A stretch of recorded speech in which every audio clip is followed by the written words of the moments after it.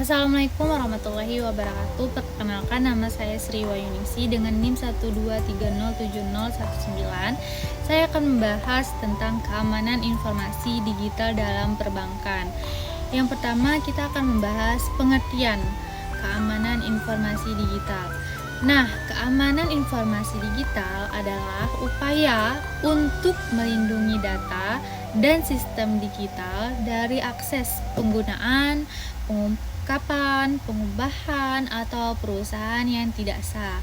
Dalam konteks perbankan, nah hal ini tuh mencakup perlindungan terhadap data nasabah, kemudian transaksi keuangan, terus infrastruktur teknologi di perbankan. Nah, tujuan keamanan informasi perbankan itu apa aja sih? Nah, yang pertama kita akan membahas tujuan keamanan informasi perbankan itu, yaitu yang pertama kerahasiaan atau confidentiality, di mana untuk menjaga agar informasi hanya diakses oleh pihak yang berwenang. Yang kedua, adanya integritas atau integrity, yaitu memastikan data tetap akurat dan tidak dimodifikasi secara tidak sah. Yang ketiga, adanya ketersediaan atau availability, yang dimana menjamin sistem dan data tersedia saat dibutuhkan oleh pengguna yang sah. Yang keempat, yaitu akuntabilitas, yang dimana mampu menelusuri aktivitas pengguna dan sistem untuk pertanggungjawaban. Nah, pastinya ada dong ancaman keamanan digital di perbankan. Nah, ancaman itu apa aja sih? Yang pertama yaitu phishing atau social engineering, di mana upaya penipuan dengan menyamar sebagai entitas terpercaya untuk mencuri data sensitif.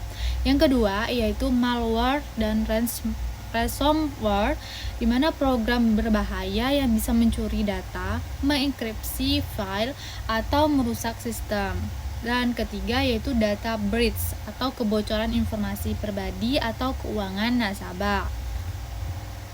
Yang keempat ada yang namanya man in the middle atau biasa disebut MIT-IM, atau peretas penyadap komunikasi antara dua pihak tanpa diketahui. Yang kelima ada insider threats, ancaman dari pegawai atau pihak internal yang menyalahgunakan akses. Berarti bisa kemungkinan menyalahgunakan jabatan misalnya ya. Terus ada yang namanya strategi dan teknologi keamanan. Nah, strategi dan teknologi keamanan yang pertama yaitu firewall dan sistem deteksi intrusi IDS IPS, mendeteksi untuk mencegah akses yang tidak sah. Yang kedua adanya enkripsi, yaitu mengubah data menjadi bentuk yang tidak dapat dibaca tanpa kunci khusus.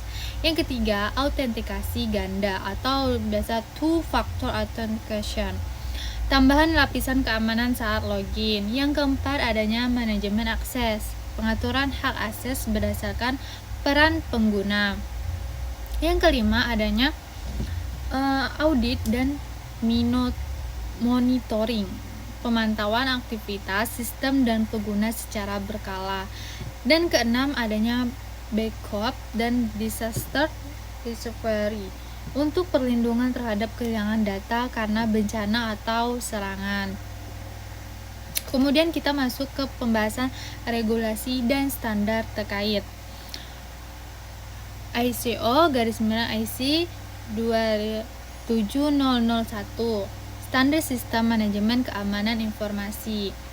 Peraturan OJK nomor 38/POJK 03/2016 tentang manajemen risiko teknologi informasi, Undang-Undang ITE, Undang-Undang nomor 11 tahun 2008 tentang informasi dan transaksi elektronik. Nah, Peraturan Bank Indonesia atau PBI terkait perlindungan data dan transaksi digital. Kemudian kita akan membahas tentang peran sumber daya manusia dan edukasi. Nah, apa saja sih peran sumber daya manusia dan edukasi ini? Yang pertama yaitu pelatihan keamanan siber kepada pegawai bank. Yang kedua itu sosialisasi keamanan kepada nasabah.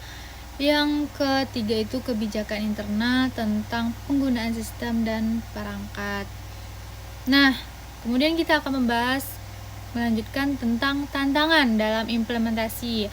Apa-apa saja sih tantangan dalam mengimplementasikan hal tersebut? Yang pertama, evolusi serangan siber yang cepat. Terus kemudian kurangnya kesadaran pengguna, adanya keterbatasan teknologi atau anggaran, kemudian kompleksitas integrasi sistem lama atau legacy system. Nah, misalnya nih kita ambil contoh. Contoh